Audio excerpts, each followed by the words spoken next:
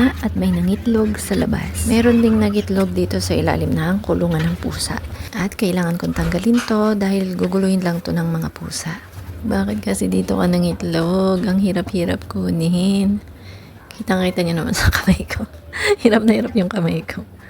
Sakto lang kasi yung butas ng steel matting no sa itlog. At ililipat ko muna siya dyan. Then check natin yung ibang itlog. Dito marami yung itlog. O diba? Ang dami! Then check pa natin yung iba kasi meron pa mga nag-iitlog dito. Parang 5 na yata yung nangingitlog. At ito, 3 pa lang siya. Bago pa lang kasi.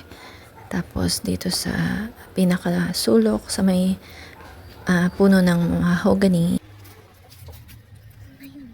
ay ang dami rin. Nakakatuwa yung mga bibi na to. Ang daming mag-itlog oh. Ayan.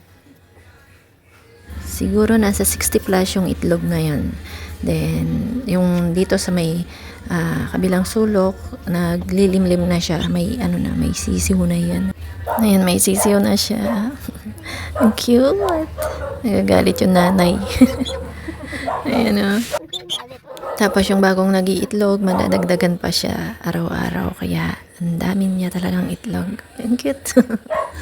Okay, bye muna para hindi sila mastorbo.